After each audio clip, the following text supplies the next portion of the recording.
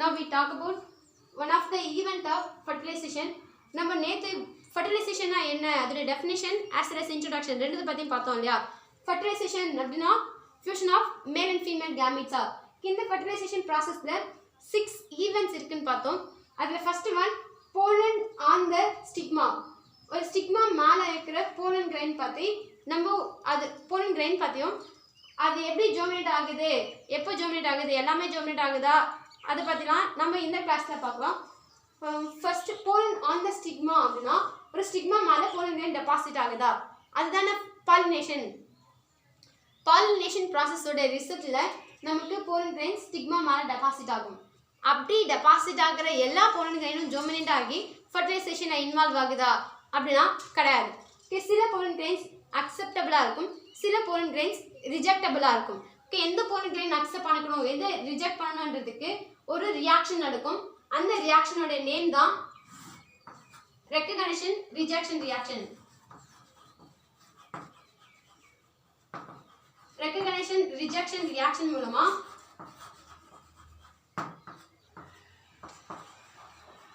ஒரு ஸ்டிக்மா மேல இருக்கிற pollen grain அக்செப்டபிளா இல்ல ரிஜெக்டபிளான்றதை ரெகக்னைஸ் பண்றது டிசைட் பண்றது இந்த ரியாக்ஷன் ஆகும். இந்த ரியாக்ஷனுக்கு ரெஸ்பான்சிபிளா இருக்கிறது வந்து புரோட்டீன்ஸ் ஆகும். அந்த புரோட்டீன்ஸ் எங்க இருக்கும் அப்படின்னா எக்ஸைனோட வால் லேயர்ல எக்ஸைன் கேவிட்டிஸ் இருக்கும். எக்ஸைன் இது ஆந்தரோட அவுட்டர் வால் லேயரா இருக்கும். இந்த எக்ஸைன்ல சில இடத்துல கேவிட்டிஸ் இருக்கும். அந்த கேவிட்டிஸை எக்ஸைன் கேவிட்டிஸ் அப்படி டேர்ம் பண்ணுவாங்க. இந்த எக்ஸைன் கேவிட்டிஸ்ல புரோட்டீனேஷியஸ் காம்போனன்ட் இருக்கும். இந்த புரோட்டீன் எங்க இருந்து டிரைவ் ஆகி வந்திருக்கும் அப்படின்னா டப்பிடம் கிட்ட இருந்து.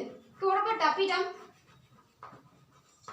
டிஎஸ் ஆஃப் மெச்சூர் ஆந்தர் படிக்கும்போது இன்னர் மோஸ்ட் ஆந்தர் வால் லேயர் டப்பிடமா இருக்கும். அந்த டப்பிடம் நமக்கு ஸ்போரோபோலின், போலன் கேட், ட்ரைஃபின் இந்த மாதிரி சில காம்போனன்ட்டை செக்ரீட் பண்ணும் அப்படின்னு பார்த்தோம் இல்லையா.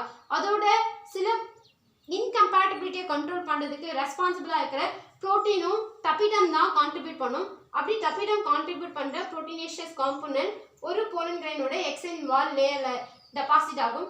இதில் இந்த ப்ரோட்டீன் எங்கே டெபாசிட் ஆகும் அப்படின்னா இந்த எக்ஸைன் கேவிட்டியில் டெபாசிட் ஆகும். இந்த ப்ரோட்டீன் தான் எதுக்கு ரெஸ்பான்சிபிளாக இருக்கும் அப்படின்னா இன்கம்பேட்டபிலிட்டியை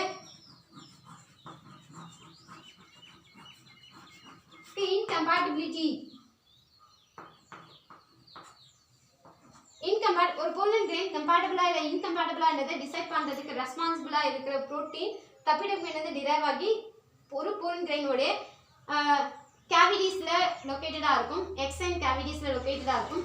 அதுதான் ரெகக்னிஷன் ரிஜெக்ஷன் ரியாக்ஷன் மூலமா ஒரு pollen grain அக்செப்டபிளா இல்ல ரிஜெக்டபிளான்றதை டிட்டர்மைன் பண்ணும். இதை டிசைட் பண்றதுல இன்னும் 2 ஃபேக்டர்ஸ் இன்ஃப்ளூயன்ஸ் ஆகும். என்னென்ன ஃபேக்டர்ஸ் பார்த்தீங்கன்னா ஒன்று வந்து ஸ்டிக்மாட்டிக் ஃப்ளூயிட்,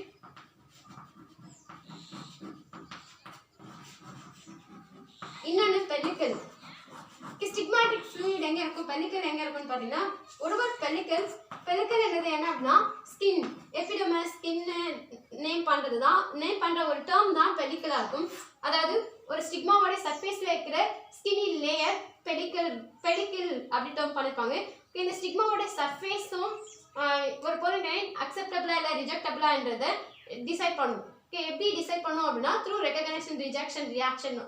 இந்த ரெகக்னிஷன் ரிஜெக்ஷன் ரியாக்ஷனை இன்வால்வ் ஆகிற ப்ரோட்டீன் டப்பிடம் கிட்ட இருந்து டிரைவ் ஆகிற ப்ரோட்டீன் மூலமா அதை டிசைட் பண்ணும். இட் மே பி ரெகக்னைஸ் பண்ணிச்சுன்னா pollen grain ஜெர்மினேட் ஆகி க்ரோ ஆகி pollen டியூப் ஸ்டைல் வழியா வந்து ஓவரிக்குள்ள இருக்கிற ஓவல்ஸ்குள்ள இருக்கிற ஃபீமேல் கேமெட்டோஃபைட்குள்ள இருக்க எக் அப்பாரட்டஸ்குள்ள இருக்கிற எக்கோட ஃபியூஸ் ஆகி ஜைகோடா ஃபார்ம் ஆகும். ஜைகோட் ஃபர்தரா எம்ப்ரியோவா டெவலப் ஆகும்.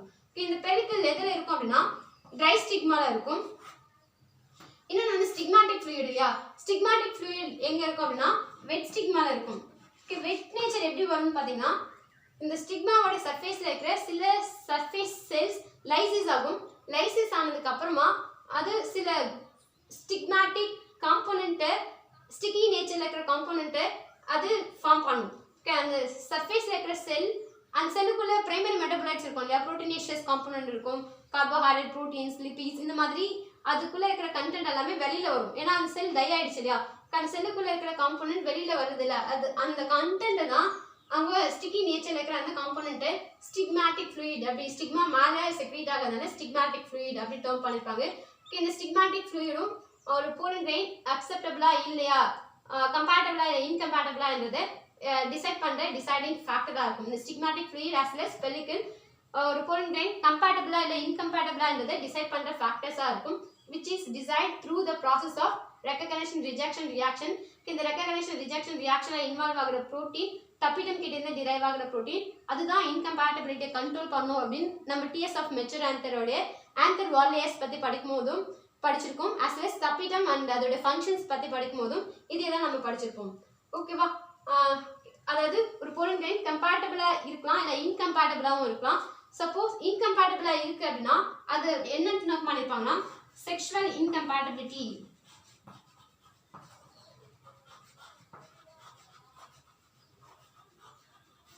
இந்த செக்ஷுவல் இன்கம்பேட்டபிலிட்டி ரெண்டு ஃபார்ம்ல இருக்கும். ஒன்று வந்து இன்டர்ஸ்பெசிஃபிக், இன்னொன்று இன்ட்ராஸ்பெசிஃபிக். இந்த வேர்ட்லயே உங்களுக்கு தெரியும் இல்லையா, இன்டர்ஸ்பெசிஃபிக் அப்படின்னா இன்டர் அப்படின்னாவே இன்பிட்வீன் இல்லையா, இன்பிட்வீன் டூ டிஃப்ரெண்ட் ஸ்பீஷிஸ்க்கு இடையில இன்கம்பேட்டபிலிட்டி இருக்கு அப்படின்னா அது இன்டர்ஸ்பெசிஃபிக்காக இருக்கும். இன்ட்ரா அப்படின்னா வித்தின் ஸ்பீஷியஸ், சேம் ஸ்பீஷியஸ்ல இருக்கிற போலன் கிரெயின் சேம் ஸ்பீஷியஸ்ல இருக்கிற ஸ்டிக்மாக்கு டிரான்ஸ்ஃபர் ஆகும்போது அது வந்து அக்செப்டபிளா இல்லை, சூட்டபிளா இல்லை, அது ஜெர்மினேட் ஆகலை, அது போலன் கிரெயின் வந்து ஜெர்மினேட்டும் ஆகலை, போலன் டியூப்பும் ஃபார்ம் ஆகலை, அதோட க்ரோத் அது ப்ரிவென்ட் பண்ணுது, இன்ஹிபிட் பண்ணுது அப்படின்னா அது இன்ட்ரா ஸ்பெசிஃபிக்காக இருக்கும். இந்த டெஃபினிஷன் கேட்டவொடனே உனக்கு ஒரு விஷயம் ஞாபகம் வரணும். நம்ம ஃபாசிஃப்ளோரா அண்ட் அபிட்டிலான் ரெண்டு பிளான்ட்டை எக்ஸாம்பிளாக எதுக்கு படிச்சிருக்கோம்? Yes, self sterility. இந்த self sterility or self incompatibility அப்படின்னு ஒரு டேர்ம் படிச்சிருப்போம் கான்ஃபிடன்சஸ் ஆஃப் கிராஸ் பாலினேஷன்ல. ஓகே, அதில் ஃபோர்த் ஒன் தான் இந்த self sterility or self incompatibility. அங்கேயும் என்ன சொல்லியிருப்பாங்கன்னா ஒரு ஃப்ளாரில் ஆந்தரில் இருக்கிற போலன் கிரெயின் அதே ஃப்ளாரில் ஸ்டிக்மாக்கு ட்ரான்ஸ்ஃபர் ஆச்சு அப்படின்னா அங்கே வந்து அந்த போலன் கிரெயினோட க்ரோத் வந்து ப்ரிவென்டடாக இருக்கும், இன்ஹிபிட்டடாக இருக்கும். அதுதான் self sterility. Own pollen grains accept பண்ணிக்காம போகிறது தான் செல்ஃப் ஸ்டெரிலிட்டி அப்படின்னு படிச்சிருப்போம். இங்கேயும் இந்த செல்ஃப் இன்ட்ரா ஸ்பெசிஃபிக்கோடைய அதர் டேர்ம்ஸ் தான் self sterility and self incompatibility. ஓகேவா? செல்ஃப் இன்கம்பேட்டபிலிட்டின்றது மேபி இன்டர் ஸ்பெசிஃபிக்காக இருக்கலாம் இல்லை இன்ட்ரா ஸ்பெசிஃபிக்காக இருக்கலாம். இது வந்து இன்கம்பேட்டபிளாக இருக்கும்போது சப்போஸ் ஒரு போலன் கிரெயினோட எக்ஸைன் கேவிட்டியில் இருக்கிற ப்ரோட்டீனுக்கும் இந்த ஸ்டிக்மாட்டிக் சர்ஃபேஸ்க்கும் இடையில நடக்கிற ரெக்கக்னைசேஷன் ரிஜெக்ஷன் ரியாக்ஷனில் இந்த pollen grain suitable, acceptable, compatible அப்படின்னு அது ரெக்கக்னைஸ் பண்ணிச்சு அப்படின்னா ஃபர்தராக இது ஜெர்மினேட் ஆகி இங்கே போலன் டியூப்ஸ் ஃபார்ம் ஆகி உள்ளே இருக்கிற ஓவியல்ஸ்குள்ளே இருக்கிற ஃபீமேல் கேமெட்டோஃபைட்டோட ஃபர்டிலைஸ் ஆகி அது ஜைகோட்டா எம்ப்ரியோவா டெவலப் ஆகும். ஓகே, அதில் ஃபஸ்ட்டு என்ன ரியாக்ஷன் நடக்கும் அப்படின்னா ஃபர்ஸ்ட் ஒரு போலன் கிரெயின் ஸ்டிக்மா மேலே டெபாசிட் ஆன உடனே ஃபஸ்ட்டு என்ன ப்ராசஸ் நடக்கும்னா ஹைட்ரேஷன் ப்ராசஸ் நடக்கும். Hydration, absorption of water observe பண்ணுற கேரக்டர்ஸ் தான் ஹைட்ரேஷன் அப்படி டேர்ம் பண்ணியிருப்பாங்க. ஹைட்ரேஷன் இந்த ஸ்டிக்மாட்டிக் ஃப்ளூயிட்லேருந்தோ அட்மாஸ்பியர் ஹியூமிடிட்டியோ அதை அப்சர்வ் பண்ணி ஹைட்ரேட் ஆகும். ஹைட்ரேட் ஆகுது அப்படின்னாவே அதோட வால்யூம் இன்க்ரீஸ் ஆகும். இன்க்ரீஸ் ஆன உடனே என்ன ஆகும் அப்படின்னா அதோடைய சர்ஃபேஸில் இருக்கிற ப்ரோட்டீன்ஸ் எல்லாத்தையும் அது ரிலீஸ் பண்ணிடும். ப்ரோட்டீன்ஸ் எல்லாம் ரிலீஸ் பண்ணதுக்கு அப்புறமா இட் ஸ்டார்ட்ஸ் டு ஜெர்மினேட். ஒரு போலன் கிரெயின் எது வழியாக ஜெர்மினேட் ஆகும்? எஸ், உனக்கு தெரியும் இல்லையா, ஒரு போலன் கிரெயின் அதில் இன்டைன் வந்து கண்டினியூஸாக இருக்கும், எக்ஸைன் வந்து டிஸ்கண்டினியூஸாக இருக்கும். இப்படி டிஸ்கண்டினியூஸாக இருக்கும்போது ஸ்போரோபோலின் டெபாசிட் ஆகாத இடம் மேபி இலாங்கேட்டடாக இருக்குன்னா அது ஃபரோவாக இருக்கும். சப்போஸ் அது ரவுண்டாக இருக்குது அப்படின்னா அது ஜம்பர்ஸா. இப்படி இலாங்கேட்டடாக இருக்குது அப்படின்னா இது ஃபரோ. ஸ்மாலராக ரவுண்டட் ஸ்ட்ரக்சர் இருக்குன்னா அதுக்கு பேர் ஜம்பர் இல்லையா. இந்த ஜம்பர்ன்றது எக்ஸைனில் எந்த இடத்துல ஸ்போரோபோலின் டெபாசிட் ஆகலையோ, எந்த இடத்துல செகண்டரி வால் மெட்டீரியல்ஸ் எக்ஸைன் வால் மெட்டீரியல்ஸ் டெபாசிட் ஆகாமல் இருக்கும், ஸ்போரோபோலின் போலின் கீட்லாம் டெபாசிட் ஆகாமல் இருக்கும், அந்த இடம் ரவுண்டடாக இருக்குன்னா ஜம்பர்ஸாக இருக்கும். இந்த ஜம்பர்ஸ் வழியாக தான் ஒரு போலன் கிரெயின் ஜெர்மினேட் ஆகும். ஓகே, ஜெர்மினேட் ஆகும்போது நமக்கு என்ன ஃபார்ம் ஆகும் அப்படின்னா போலன் டியூப்ஸ் டெவலப் ஆகும். இப்படி டெவலப் ஆகிற போலன் டியூப்ஸ்குள்ள இந்த போலன் கிரெயினில் இருக்கிற எல்லா சைட்டோபிளாசமும் மூவ் ஆகி இந்த போலன் கிரெயின் வந்து எம்டி ஆகும். இந்த எம்டி ஸ்பேஸில் என்ன ஆக்குபைடாக இருக்கும் அப்படின்னா வேக்யூல் ஆக்குபைடாக இருக்கும். இதுதான் க்ரோயிங் டிப். நம்ம க்ரோத்னு படிக்கும்போது ஒரு சீடை பிளான்டேட் பண்ணோம்னா அது கீழே டவுன்வர்டில் ரூட் சிஸ்டமும் மேலே வந்து ஷூட் சிஸ்டமும் டெவலப் பண்ணும். ஆனால் போலன் கிரெயினோட க்ரோத் பார்க்கும்போது ரெஸ்ட்ரிக்டடாக இருக்கும். எங்கே மட்டும் ரெஸ்ட்ரிக்டடாக இருக்கும்னா இதோடைய டிப்பு க்ரோயிங்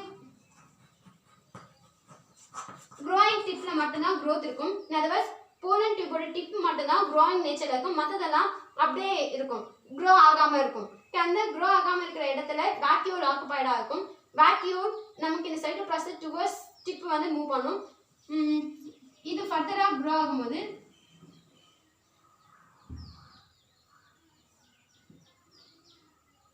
இந்த க்ரோயிங் டிப்பில் சைட்டோபிளாஸ்மிக் கண்டென்ட் எல்லாம் இருக்கும். இந்த இடம் வேக்யூல்ஸ் இருக்கும் சொன்னேன் இல்லையா. வேக்யூல் இது க்ரோ ஆக டவுன்வர்ட் டைரக்ஷனில் இந்த வேக்யூல்ஸ் வந்துட்டே இருக்கும். இந்த க்ரோயிங் டிப்பை என்ன நேம் பண்ணுவாங்க பார்த்தீங்கன்னா கேப் பிளாக்.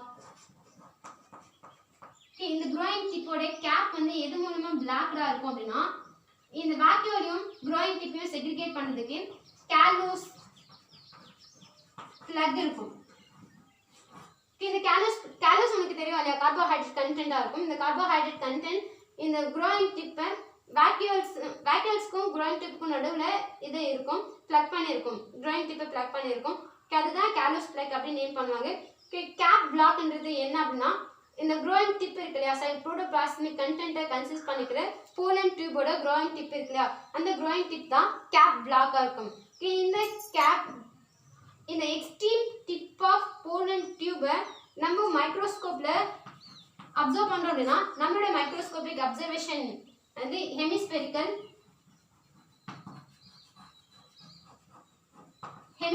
ஷேப்பில் இருக்கும் அண்ட் டிரான்ஸ்பரண்ட் நேச்சரில் இருக்கும்.